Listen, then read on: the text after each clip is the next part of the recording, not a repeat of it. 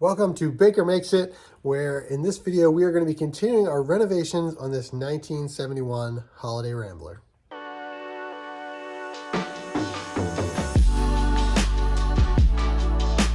In today's video, we're going to be focusing on plumbing tanks, specifically the black tank and the gray tank. We're going to get them mounted, make sure everything's going to work as far as clearances, and then we're going to do some layout inside, figure out where the toilet's going to go, where the shower's going to go, and then mark on those tanks where we need to actually drill holes so that the water can get into them and so that they can vent out through the roof. So the first step here is going to be to get the tanks mounted up under there, and then we'll go from there. So today we are going to install these three supports, and I've got one in there already to start hanging these plumbing tanks. I did a little mock-up the other day. Let me show you what we've got going so far.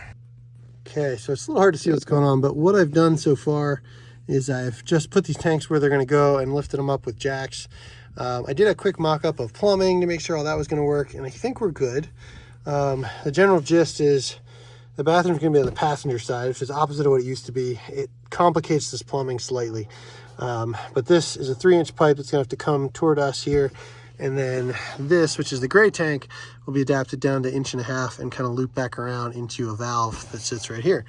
So let me drop this real quick and I'll show you this one support I've got in. And we're going to see if we can wrestle this gray tank in here next. On the gray tank here, we have an 1.5 inch lip. That's what we're going to support this with. And so what I've done is I've used 1.5 inch square tubing to create a lip up here. Crawl under here. So there's a piece of square tubing here. There's 1.5 inches left on here. It's going to be a little bit of a squeeze, but we're going to try to push this far side of the tank into this. And then we have another piece like this that'll be on the closer side that'll support this edge. Finally, the black tank hangs down 3 inches. So a little overkill, but I have a 3-inch piece that's going to go front to back here on each side. That one's going to be a little easier, but we're going to see if we can get this in first. I'm still kind of figuring out how the water lines are going to tie into this. Unfortunately, I only left myself a 3-inch gap up here. There's a small chance we might need to notch out a section of this to allow for the pipe to come in at a lower height on the front of this tank, but we're going to see how it all works out here. The challenge, as you can see here, is this tank is not straight, this lip, so I think it's going to take a little bit of a fight to get this up in there, so we'll see what we can do. As suspected, that was a little bit of a fight, but with a little pushing, it is now fully up on the other side. So now on this side, we're going to get this other support in, at least set it in here, and see how it all looks. All right, that's in. A little bit of persuasion from the jack. So this piece is just sitting here right now. There's so much pressure on this that I'm not even going to put the screw in right now because there's a chance this will have to come out again. Pretty good chance, in fact. But right now, this fits really well. I really like how this is in here. I don't think this tank's going to move at all. So pretty exciting stuff. I'm going to start looking at mocking up the inlets to this a little and see how that's going to work. So the next step is going to be to do the black tank, which goes in this hole. I'm going to add a support here, which is a 1x3 piece that has a mounting flange. So I'm going to do that off camera, but we'll get this one attached. I'll show you what that looks like, and then we'll get this tank in. All right, black tank is in. You can see the 3-inch support, the 1x3 support here. It's screwed in with some self-tappers up here. So now what we're going to do is we're going to go inside and figure out where everything's going to go and start getting these holes marked out. So we're at the point in this project where I've got to order some stuff for the inside here and start figuring out where the plumbing's going to go and just make sure everything that I had hoped would fit is actually going to fit. So what I've been doing is just walking around and taking some measurements, figuring out a layout, and make sure everything's going to work. So let me show you what I've got right now. If you've been following along, you know that the toilet's been here for a little bit. I needed to figure that out because the tank is directly underneath it. This whole back area is going to be a California King bed. We wanted this to be big. We didn't want like a crazy splitting up with multiple beds or anything. It used to have 2 twin beds. We're doing all of this as one big bed. The reason we went with the California King is it's slightly more narrow, and the length works out that there's going to be, I think, 4 or 5 inches left. And so the headboard, which will be over here, will essentially act as the nightstand. It'll have some charging outlets, things like that. So I measured up from this back wall. I added a 1/4 inch there, 1/4 inch on the front, plus the width of the mattress, which gave me this line that you see here. I don't know exactly how I'm building these walls, but I think it's going to be a 2x4s or 2x essentially on flat, probably 2x2s, and then 1/4 inch ply on either side. So total thickness of 2 inches. And then when I had measured this before, that still lined up well with what I had figured as my toilet center front to back. This allows, there's no metal under this. We can drill our hole for our toilet valve right here. That'll drop straight down into the black tank, I'm pretty sure. And that'll land right where it needs to. The next thing we had to figure out is the shower pan. There are a number of shower pans available, but this one's gonna be tight. So I found one that's a 27 by 27, and you can see I've kind of drawn out a dotted line here. 27 by 27 with a clipped corner gets us that. And then I just kind of drew what would be the wall over here if we did that. And I think that's gonna work. I sketched out a wall here and here based on the toilet side to side, with the door opening where this line stops to where it starts again, which is about a 25, 26 inch opening. So you walk in through here, you've got your shower is here, toilets here. I went pretty wide on this because I think we're able to. And then over here is going to be the vanity. So you can see the dotted line here for that 27 inches. That'll be the edge of that. The cabinet will be over this wheel well. It'll come out about 16 inches. I got that marked here, and go all the way back. And so the sink will sit here with some counter space next to it, mirror and lighting on this wall. And I used that dimension from that cabinet over to the wall, centered the toilet just to make sure, and there's plenty of room there. So that's awesome. The other thing I had to make sure of is that the drain for the sink had a way to get down under the floor. And so there's plenty, it'll be able to come around. There's an 1.5 inches here, so there's plenty of room here. We can drill a hole, go down through. And while we're on the topic of plumbing, it's gonna be the same question for the shower pan. The shower pan hole is kind of right in the middle here. We're close on that. There's a metal rib here. So I'm gonna go ahead and order the shower pan and we'll see if it works. I'm hoping it lands about here.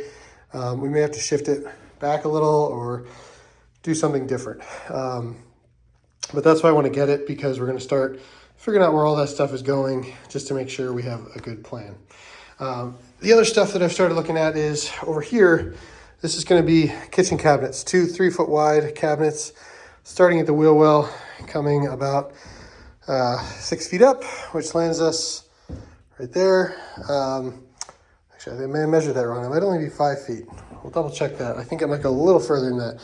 But essentially, we've got hot water heater here, and we'll probably put the burners up here if there's room, sink, and then just some counter space.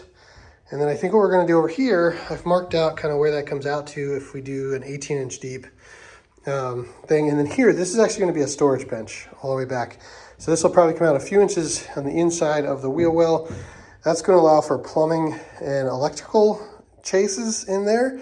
So all of the hot water and everything, it's gonna go back there under the bed, all the way around, over to here, up to the sink, over and up to the shower faucet.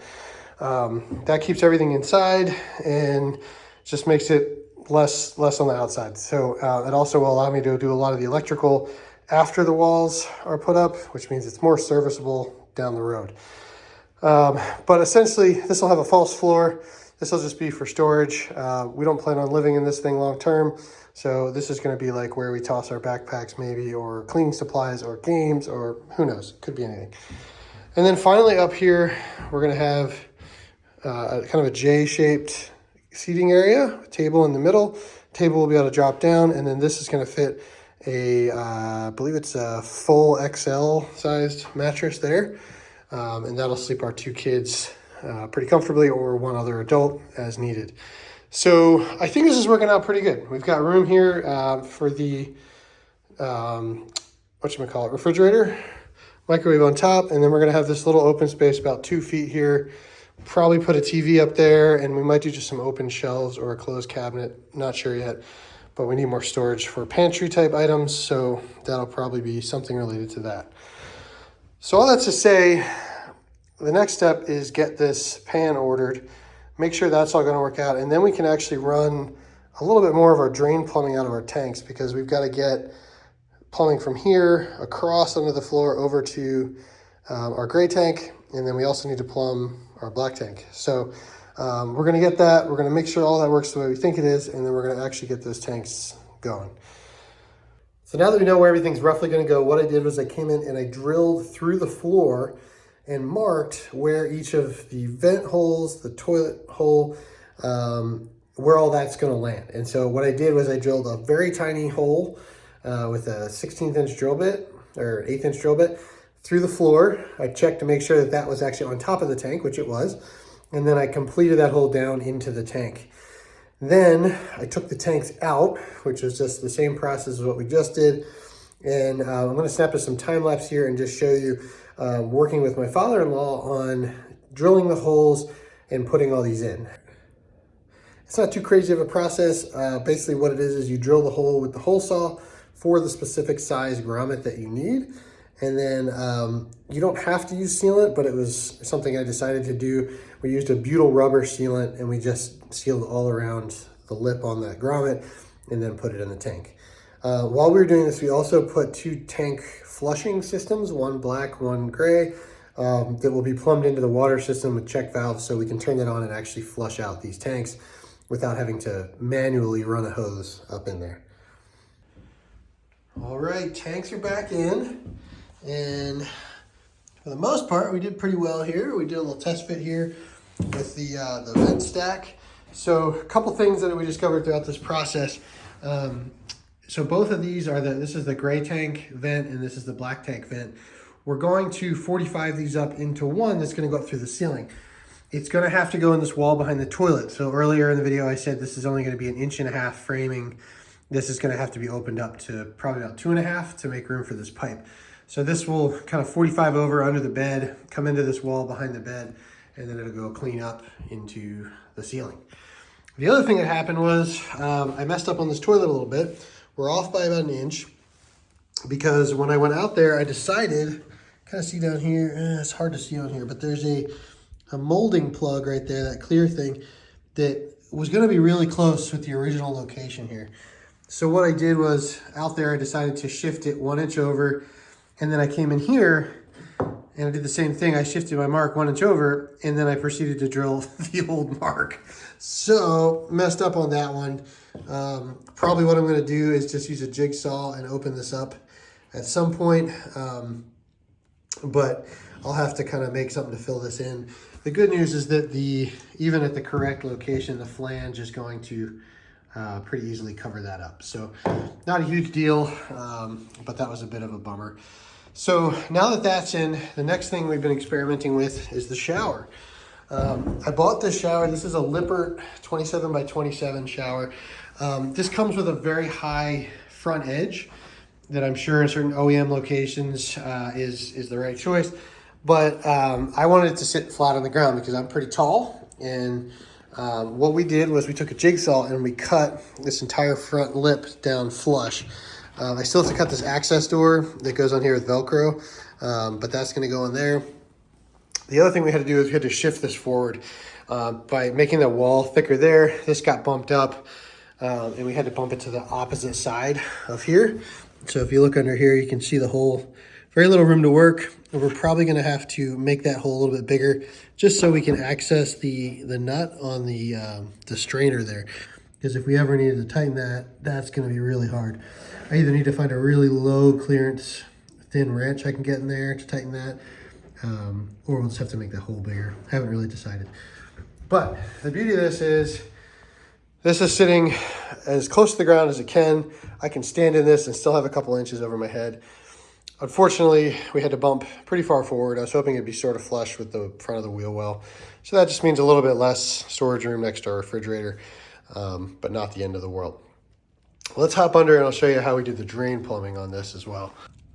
So under here, this is the front of the tanks. That is our black tank flush valve. The one over here is our gray tank flush, which might not be necessary, but I ordered 2, so we went for it. These 2 openings here and here are going to be the gray water inlets. One will be from the bathroom for the shower and the sink. That's the left one. The right one will be to the kitchen. Looking up here, this is where our shower inlet or shower exit is. I got really lucky here. This is something I was pretty concerned about because we've got, this is the strainer coming down. This unit is called a HEPVO valve. This is a replacement of a P-trap. If you're not familiar with these, I'd check them out. It replaces a trap. It keeps odor in the tank better, and it's not going to have a low spot where the water could get shaken out and allow the scents in. And then I have an adapter here to go to PVC, and the way this landed was it is just underneath the frame rail. So I'm going to be able to make a 90 here and turn, and then on the bottom here, this is going to come over. It's going to Y into the sink, which will come down over here, and then they'll pass right through this opening in the frame that we left between this and that. They'll pass through here and go into that. So that worked out perfectly. Really happy about that.